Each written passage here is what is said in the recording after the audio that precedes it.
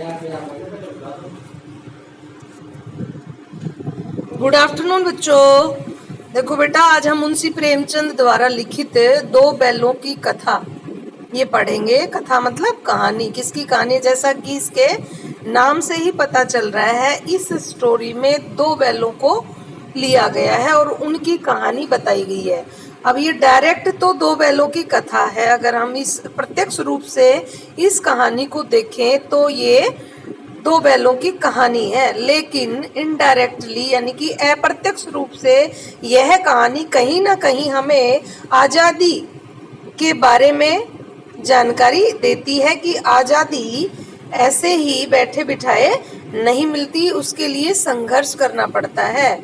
दूसरा बेटा, इसमें सच्ची मित्रता के क्या क्या गुण होते हैं, मतलब सच्ची मित्रता किसे कहेंगे उसके बारे में बताया गया है। तीसरा, एक किसान का अपने पशुओं के प्रति कैसा प्रेम होता है और कैसे बदले में पशु किसान के प्रति स्वामी भक्ति और समर्पण की भावना रखते हैं। ये सब अप्रत्यक्ष रूप से मैसेज हैं इस कहानी के, जो हमें राइटर के द्वारा दिए गए हैं।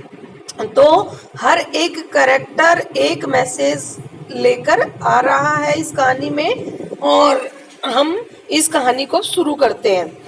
ठीक है, इसकी समरी मैं कल आप लोगों को बता चुकी थी, इसको संक्षेप में मैंने बता दिया था।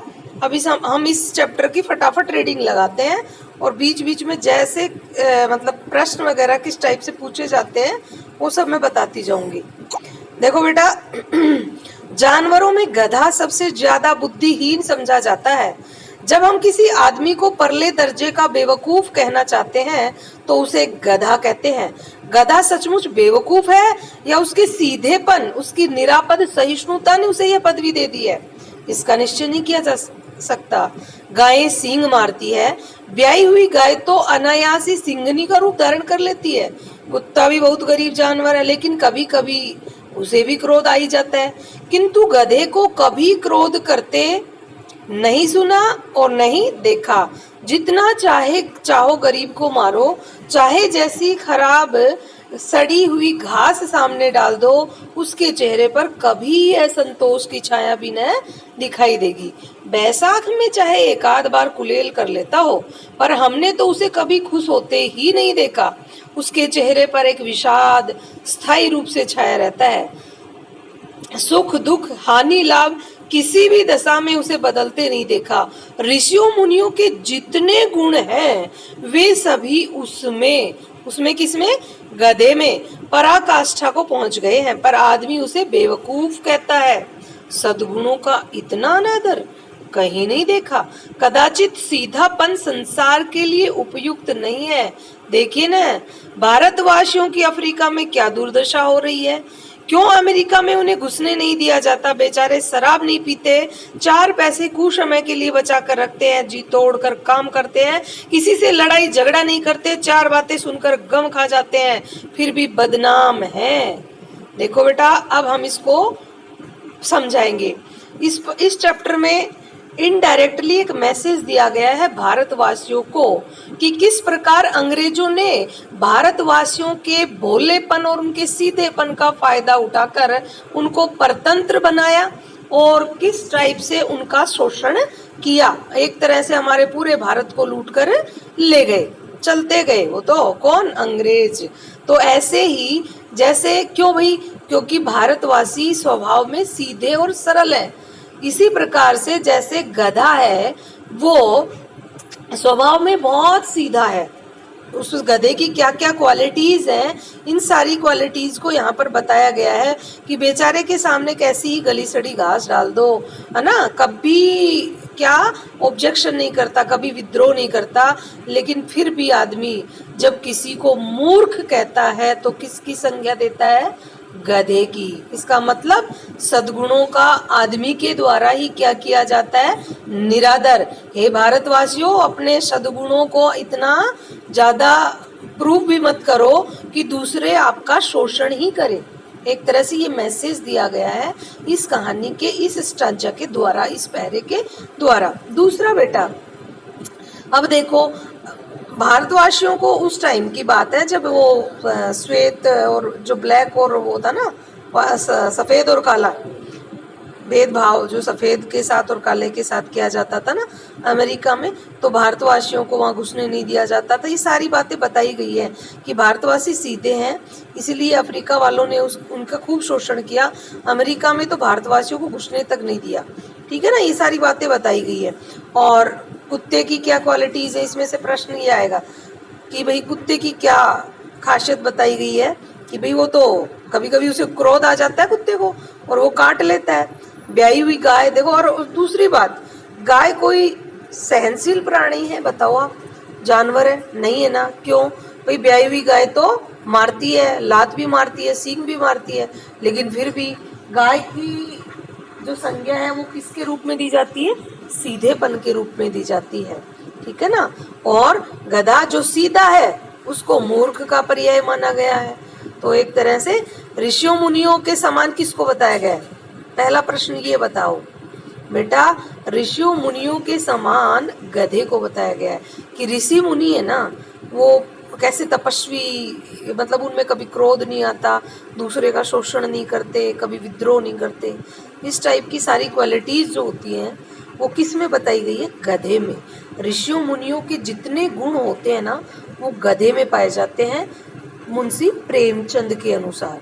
ठीक है ना, ये हो गया हमारा पहला। आगे देखिए, वे जीवन के आदर्श को नीचा कर, अब भारतीयों के बारे में बताया गया है कि भारतीयों में क्या विशेषताएं हैं। देखो बेटा, अगर वो बुरे समय के लिए 4 पैसे बचा कर रखते हैं तो उन्हें कंजूस कहा जाता है।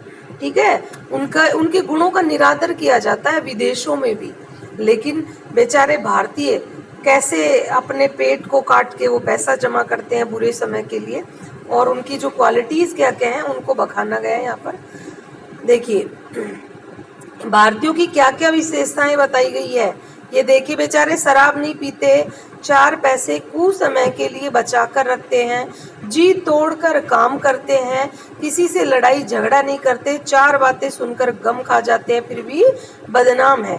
कहा जाता है वे जीवन के आदर्श को नीचा करते हैं। अगर वे भी ईंट का जवाब पत्थर से देना सीख जाते तो शायद कौन, भारतवासी अगर ईंट का जवाब विदेशियों को देते, ईंट का जवाब पत्थर से, तो शायद विदेशी उनका इतना शोषण ना करते। आगे देखिए बेटा, सभ्य कहलाने लगते। जापान की मिसाल सामने है। जापान, एक ही विजय ने उसे संसार की सभ्य जातियों में गड्ढे बना दिया। भाई जापान ने कौन सा अच्छा काम दिया था, ठीक है ना, जापान ने तो परमाणु बम बनाया, परमाणु बम फेंका, और फिर जापान को पदवी क्या दी गई कि वो तो बहुत सभ्य देश है। अरे दूसरों का क्या कर दिया, विनाश कर दिया, और उसको सभ्य कहा जा रहा है। एक तरह से जो बुरे गुण हैं उनको तो अच्छाई का दर्जा दिया गया है, और जो अच्छे और सीधे हैं उनको मूर्ख माना जाता है। यही संसार की विशेषता है। तो हमें इतना अच्छा बनकर भी नहीं रहना चाहिए जहां हमारे गुणों का निरादर हो। लेखक प्रेमचंद जी यही बात समझाना चाहते हैं भारतवासियों को। आगे देखिए, क्यों बेटा, उस टाइम पीरियड की ये मांग थी। देखो अंग्रेज भारतीयों का शोषण कर रहे थे और उनका फायदा उठा रहे थे उनके व्यवहार का। तो मुंशी प्रेमचंद जी उन्हें ये इस टाइप की बातें समझाकर उन अंग्रेजों के अगेंस्ट खड़ा करना चाह रहे थे कि भाई तुम्हारी कहीं ना कहीं अच्छाइयों का फायदा उठाया जा रहा है अंग्रेजों के द्वारा। आगे देखिए, लेकिन गधे का एक छोटा और भाई और भी है। गधे का छोटा भाई किसे बताया गया है? प्रश्न अगला ये बनेगा बेटा, ऑब्जेक्टिव क्वेश्चंस आएंगे आपके यूटी में, तो एक एक लाइन को वस्तुनिष्ठ या ऑब्जेक्टिव बनाकर पढ़ो। कैसे? लेकिन गधे का एक छोटा भाई और भी है जो उससे कम ही गधा है, और वह है बैल। तो गधे का छोटा भाई किसे कहा गया है? जो उससे कम गधा है, बैल को। ठीक है ना, मतलब बैल भी बेचारा बोझा वगैरह ढोता है, लेकिन क्रोध तो बैल को भी आ जाता है। भाई एक तरह से गधे को क्रोध नहीं आता, बाकी सभी जानवरों को इसमें क्रोधित होता हुआ दिखाया गया है, और वो है बैल। जिस अर्थ में हम गधे का प्रयोग करते हैं कुछ उसी से मिलते जुलते अर्थ में बछिया के ताऊ का भी प्रयोग करते हैं। अब बछिया का ताऊ कौन बेटा? बैल। भाई बछिया गाय का पति बैल, ठीक है ना। तो ये उसी का पर्यायवाची। देखो बेटा, आपने एक और चीज देखी, मुंशी प्रेमचंद की भाषा की विशेषताएं, इसमें बहुत से लोकल शब्दों का प्रयोग भी किया गया है। मतलब सीधी, सरल और ग्रामीण भाषा का प्रयोग है। कैसी भाषा है इसमें? सीधी, सरल और ग्रामीण भाषा। दूसरा, खड़ी बोली हिंदी। बेटा, आधुनिक काल के जितने भी लेखक और कवि हुए हैं, उन्होंने अपनी कविताएं और अपना गद्य वाला पोर्शन है वो खड़ी बोली हिंदी में लिखा है। तो ये प्रश्न भी कर सकते हैं कि उपर्युक्त गद्यांश की भाषा कौन सी है, तो आप क्या करेंगे? खड़ी बोली हिंदी। तो हो गया। हाँ, बछिया के ताऊ कौन? बैल। कुछ लोग बैल को शायद बेवकूफों में सर्वश्रेष्ठ कहेंगे। कई बार कहते हैं ना, देखो अपन कुछ लोकल शब्दों को भी पकड़ा करो बेटा। कहते हैं ना, अरे तू निरा बड़द है। बड़द, बड़द क्या होता है? बैल को ही बड़द बोलते हैं। और हमारी लोकल लैंग्वेज में या ग्रामीण क्षेत्र में मूर्ख के लिए बैल का प्रयोग भी किया जाता है। गधे का तो होता ही होता है।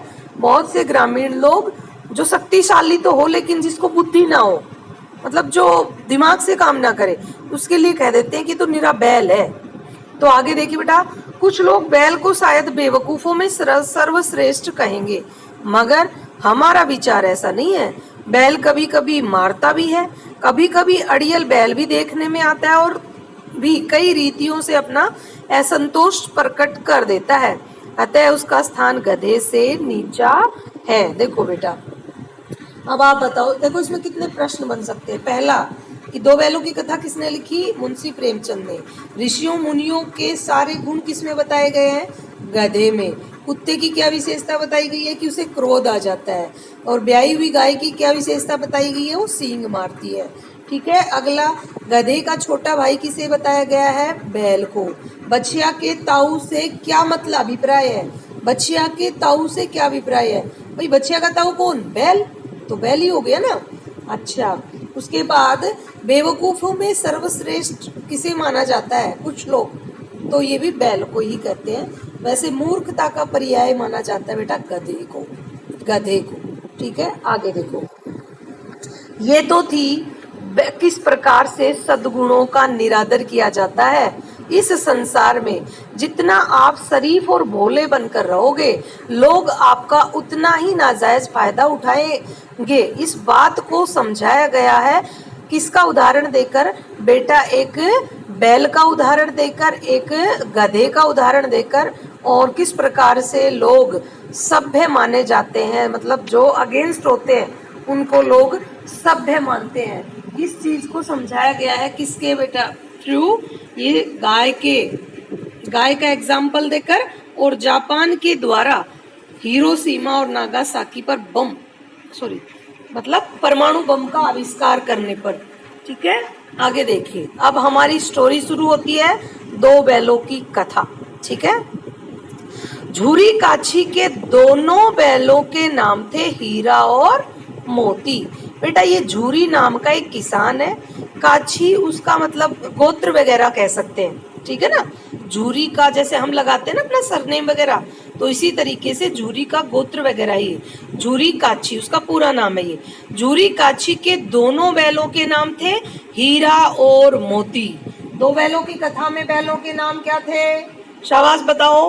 हीरा और मोती दोनों पछाई जाति के थे। आप देखो ये पछाई, झूरी की तो झूरी का जो सरनेम है वो तो काछी है।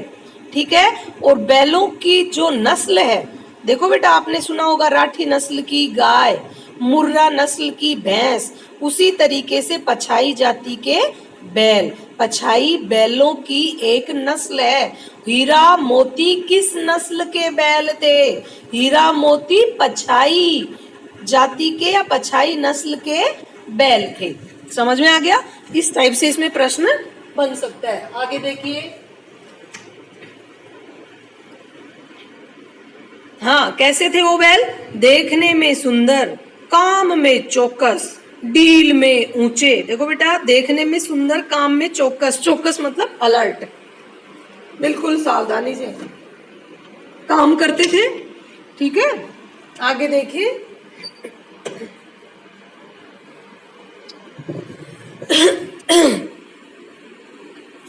डील में ऊंचे, डील मतलब शरीर में, शरीर में कैसे थे वो, ऊंचे ऊंचे बैल थे, ठीक है ना, मतलब बहुत अच्छे बैल थे। आगे देखिए, बहुत दिनों साथ रहते रहते दोनों में भाईचारा हो गया था। यहाँ दोनों शब्द किसके लिए प्रयोग किया गया बेटा, हीरा और मोती के लिए। अब वो तो ऑब्वियसली सी बात है, चाहे बच्चे हो, चाहे बूढ़े हो, चाहे पशु हो, चाहे पक्षी हो, जब साथ साथ रहते हैं तो प्रेम तो हो ही जाता है। तो दोनों में मतलब बहुत अच्छा प्रेम था। देखो बेटा, यहाँ से प्रश्न बन सकता है उनकी आपसी मित्रता का। हीरा और मोती की आपसी मित्रता का वर्णन कीजिए। तो अब आपको इस पॉइंट को ढूंढते जाना है जहां जहां दोनों में मित्रता नजर आएगी। आगे देखो, दोनों आमने सामने या आस पास बैठे हुए एक दूसरे से मूक भाषा में विचार विनिमय करते थे। एक दूसरे के मन की बात कैसे समझ जाता था, एक दूसरे के मन की बात कैसे समझ जाता था, हम नहीं कह सकते। अवश्य ही उनमें कोई ऐसी गुप्त शक्ति थी जिसमें जीवों में श्रेष्ठता का दावा करने वाला मनुष्य वंचित है। मतलब दोनों एक दूसरे की, पशु अपनी बातों को समझ जाते हैं ना बेटा, कि एक साथ वो, ये उनकी मित्रता के ही कुछ शब्द हैं, मित्रता से रिलेटेड कुछ लाइनें हैं जो आपको ध्यान रखनी है। मतलब आज इंसान एक दूसरे के मन के भावों को नहीं समझ रहा। अरे वो जानवर है, जानवर जो एक दूसरे की बातों को कैसे समझ जाते थे, कुछ पता ही नहीं, इस बात को बताया गया है। तो मतलब इंसान से अच्छा किसको बता दिया भाई, जानवर। क्यों, इंसान आज एक दूसरे की फीलिंग्स को समझते ही नहीं है, जबकि देखो जानवर हीरा और मोती एक दूसरे की बात को कैसे समझ जाते थे, पता ही नहीं चलता। अवश्य ही उनमें कोई ऐसी गुप्त शक्ति थी जिससे जीवों में श्रेष्ठता का दावा करने वाला मनुष्य वंचित है।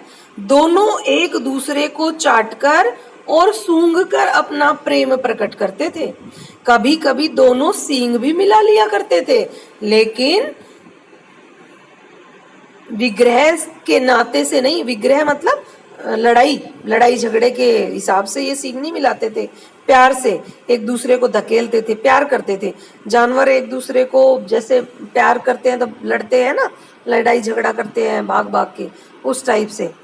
तो विग्रह के नाते से नहीं सींग मिलाते थे वो, कवि लेखक कह रहे केवल विनोद के भाव से। विनोद मतलब क्या होता है बेटा, हंसी मजाक। आत्मीयता के भाव से सींग भी मिलाते थे, तो अपनेपन के भाव से मिलाते थे। जैसे दोस्तों में घनिष्ठता होते ही धोल धप्पा होने लगता है। धोल धप्पा बेटा ये छुपम छुपाई जिसको बोलते हैं ना, इस टाइप का गेम है एक, ठीक है ना। हाँ, इसके बिना दोस्ती कुछ फुसफुसी, कुछ हल्की सी रहती है, जिस पर ज्यादा विश्वास नहीं किया जा सकता। मतलब कहने का ये है, जब तक दोस्ती के बीच में खट्टी मीठी टकराहट ना हो, तब तक दोस्ती कच्ची मानी जाती है। और हीरा मोती अपनी दोस्ती को पक्का करने के लिए कभी कभी लड़ झगड़ भी लिया करते थे प्यार से। भाई बच्चे करते ना, थोड़ी देर तो लड़ेंगे और फिर वैसे के वैसे हो जाएंगे और एक दूसरे से रह भी नहीं सकते। भाई बहन छोटे बच्चे इस टाइप से करते ना, ऐसे हीरा मोती भी आपस में प्रेम से लड़ते थे। आगे देखो, जिस वक्त ये दोनों बैल हल या गाड़ी में जोत दिए जाते और गर्दन हिला हिला कर चलते, उस वक्त हर एक की यही चेष्टा होती थी कि ज्यादा से ज्यादा बोझ मेरी ही गर्दन पर रहे। दिन भर के बाद दोपहर या संध्या को दोनों खुलते तो एक दूसरे को चाट चूट कर अपनी थकान मिटा लिया करते। नांद में खली भूसा पड़ जाने के बाद दोनों साथ उठते, साथ नांद में मुंह डालते और साथ ही बैठते। एक मुंह हटा लेता तो दूसरा भी हटा लेता था। ये दोनों की दोस्ती की मिसाल है बेटा यहाँ पे, कि भाई खाना भी एक साथ खाते, मतलब एक साथ। तो नांद क्या होता है बेटा, जो पशुओं को चारा वगैरह डालने का जो पात्र होता है ना, जिसको ग्रामीण भाषा में लाश बोलते हैं, वो लाश नहीं, अभी आप मृतक आदमी की लाश की बात करो, नहीं, जानवरों को चारा डालने का पात्र, ठीक है ना, जिसको अपने ग्रामीण परिवेश में लोकल भाषा में लाश का नाम दिया जाता है, ठीक है ना। हाँ, खली भूषा, ये बेटा खली, खड़, खड़ जिसको बोलते हैं, देखो ध्यान करो, कभी सुना हो, लोकल बच्चे तो समझ जाएंगे इन चीजों को।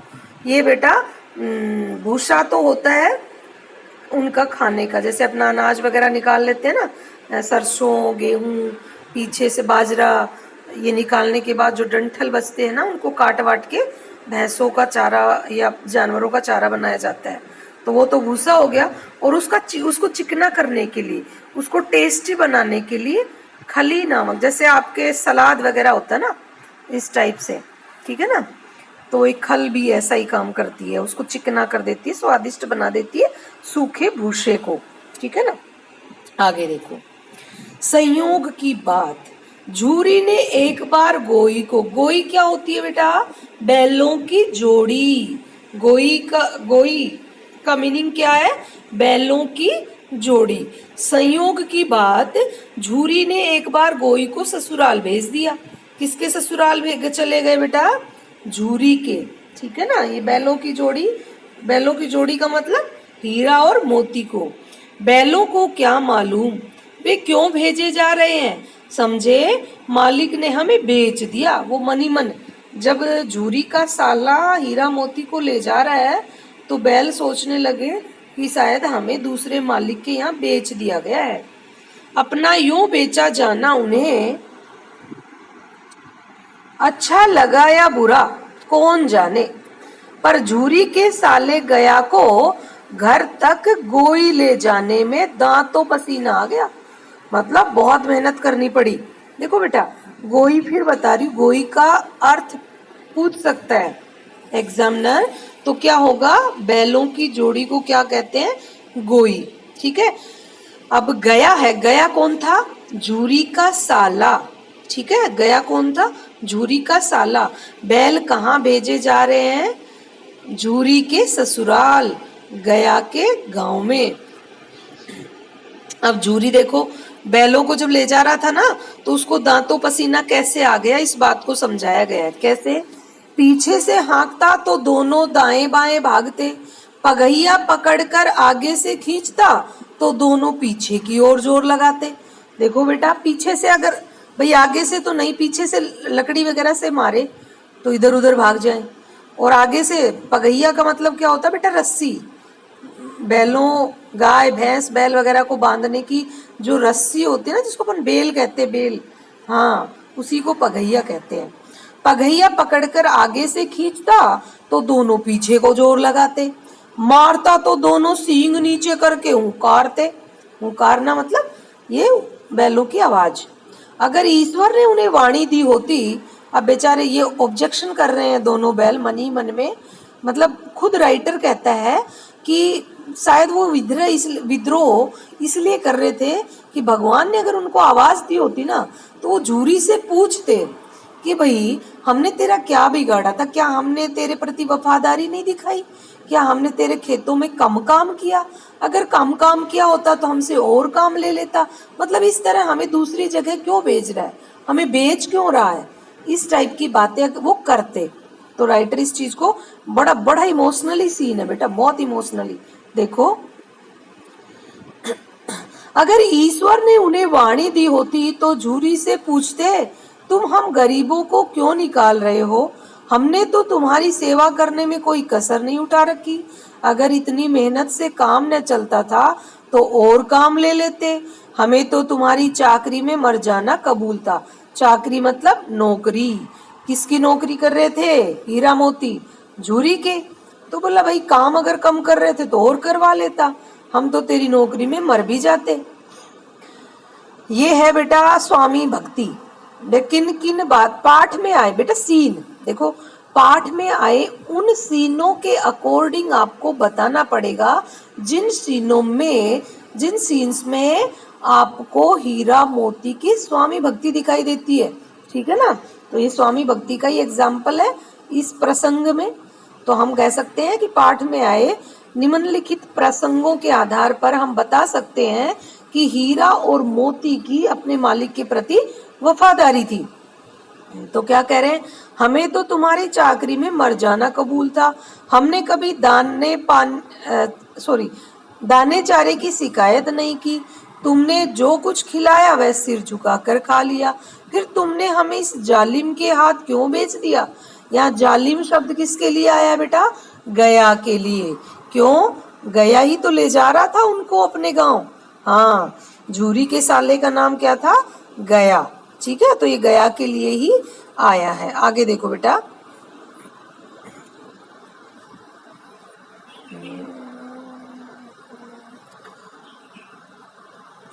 संध्या समय दोनों बैल अपने नए स्थान पर पहुंचे। दिन भर के भूखे थे, लेकिन जब नांद में लगाए गए तो एक ने भी उसमें मुंह नहीं डाला। दिल भारी हो रहा था। जिसे उन्होंने अपना घर समझ रखा था वह आज उनसे छूट गया था। भाई किसे अपना घर समझते थे वो, झूरी के घर को अपना घर समझते थे, और झूरी का घर ही उनसे छूट गया था। यह नया घर, नया घर कौन सा बेटा, गया का घर, झूरी के साले का घर। यह नया घर, नया गांव, नए आदमी उन्हें बेगानों से लगते थे। बेगाने मतलब दूसरे, पराये। दोनों ने अपनी मूक भाषा में सलाह की, एक दूसरे को कनखियों से देखा और लेट गए। कनखियां क्या होता बेटा, आंख के किनारों से ऐसे तिरछी नजर करके। दोनों ने तिरछी नजरों से एक दूसरे को देखा और लेट गए। जब गांव में सोता पड़ गया, सोता पड़ गया मतलब सारा गांव सो गया। ये रात की बात है, जब सारा गांव सो गया तो दोनों ने जोर मारकर पगहे तुड़ा डाले और घर की तरफ चले। पगहे, रस्सी बांधने की रस्सी जो थी ना बैलों को, उन्हें पगहे कहते हैं। तुड़ा डाले और किस तरफ चल पड़े बेटा, झूरी के घर की तरफ चल पड़े। पगहे बहुत मजबूत थे, अनुमान न हो सकता था कि कोई बैल उन्हें तोड़ सकेगा। पर इन दोनों में इस समय दूनी शक्ति आ गई थी। एक एक झटके में रस्सियां टूट गई। झूरी प्रातः काल सोकर उठा तो देखा कि दोनों बैल चरनी पर खड़े हैं। नांद, चरनी उसी शब्द के पर्यायवाची है बेटा ये। दोनों बैल चरनी पर खड़े हैं। दोनों की गर्दनों में आधा आधा गराव लटक रहा है। गराव में तक जिसे गड़ाई बोलते हैं ना, गड़ाई गले में बांधे जाने, मतलब नीचे वाला जो रस्सा होता है उसे तो पगहे कहते हैं, और जो सर्किल होता है ना गर्दन पे बांधने का वाला सर्किल, उसे कहते हैं गराव। तो आधे आधे गराव लटक रहे थे। घुटने तक पांव कीचड़ से भरे थे। किसके पांव घुटने तक कीचड़ से भरे थे, हीरा और मोती के। और दोनों की आंखों में विद्रोह में स्नेह झलक रहा था। विद्रोह तो किसके प्रति था, झूरी के प्रति, कि तूने हमें क्यों बेचा गया के हाथ। ठीक है, और स्नेह वापस अपने मालिक से आकर मिल रहे हैं तो थोड़ा प्रेम भी झलक रहा है उनकी आंखों में। आगे देखिए बेटा, झूरी बैलों को देखकर स्नेह से गदगद हो गया। दौड़कर उन्हें गले लगा लिया। प्रेमालिंगन और चुंबन का वह दृश्य बड़ा ही मनोहर था। कौन किससे प्रेम कर रहा है, प्रेमालिंगन, प्रेम से मतलब गले भर लेना, चिपक चिपक कर उनको प्रेम कर रहा है कौन, झूरी। और ये सीन बड़ा इमोशनल था बेटा, बड़ा भावुक सीन था ये। घर और गांव के लड़के जमा हो गए। अब बेटा जब छोटे छोटे लड़कों ने देखा कि इतनी दूर से बैल वापस आ गए तो उनके लिए भी एक वो हो गया, मतलब जिज्ञासा का विषय हो गया। घर और गांव के लड़के जमा हो गए और तालियां बजा बजा कर उनका स्वागत करने लगे। गांव के इतिहास में यह घटना अभूतपूर्व न होने पर भी महत्वपूर्ण थी। मतलब पहले भी बहुत से पशु वगैरह है ना ऐसे ही अपने मालिक के घर लौट आए, लेकिन फिर भी हीरा मोती की दाद देनी पड़ेगी कि वो झूरी के घर वापस आ गए और सब बड़े उत्सुकता से उन दोनों के वापस आने वाली घटना को देख रहे थे। बाल सभा ने निश्चय किया। बाल सभा कौन, वो छोटे छोटे बच्चे जो हीरा और मोती के वापस लौटने की घटना से बड़े उत्सुक थे, बड़े मतलब उन पर बड़ा प्यार आ रहा था। उन्होंने क्या निश्चय किया, दोनों पशु वीरों को अभिनंदन पत्र देना चाहिए, मतलब मेडल मिलना चाहिए भाई इनको तो। हाँ, तो मेडल के रूप में छोटे बच्चों ने हीरा मोती को क्या दिया, कोई अपने घर से रोटियां लाया, कोई गुड़ लेकर आया, कोई चोकर, चोकर मतलब एक चिकना भोजन होता है बेटा, खली जो होती है ना उस टाइप का, कोई भूसी। अब उनका खाना लेकर आ रहे हैं और उनको मोटिवेट कर रहे हैं। आगे देखो बेटा,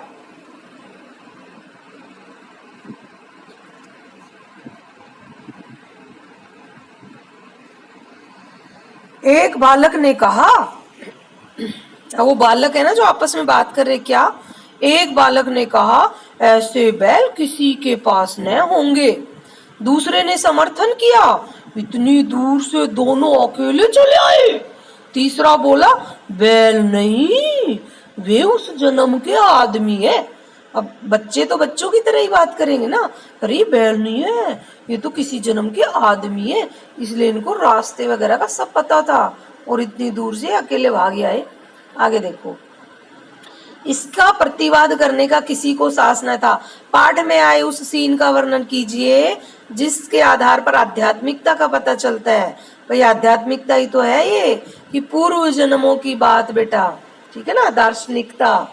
तो भाई किसका प्रतिवाद करने का साहस नहीं हुआ? जब एक प्रतिवाद मतलब ऑब्जेक्शन, ठीक है ना, जब एक बच्चे ने कहा कि ये पहले जन्म का आदमी है, तो मतलब पूर्व जन्म वगैरह को और ईश्वर वगैरह को, आध्यात्मिकता वगैरह को भारत के लोग सदा से ही मानते आए हैं। और जब ईश्वर, भगवान और आध्यात्मिकता की बात आ जाती है तो ऑब्जेक्शन अपने आप खत्म हो जाता है। तो फिर किसी ने ऑब्जेक्शन नहीं किया। आगे देखिए, झूरी की स्त्री ने बैलों को द्वार पर देखा तो जल उठी, बोली, कैसे नमक हराम बैल है कि एक दिन वहां काम ने किया, भाग खड़े हुए। अब बेटा झूरी की पत्नी वो जल गई। क्यों? क्योंकि उसी के पीहर तो भेजा गया था बैलों को, उसी का भाई तो लेके गया था बैलों को।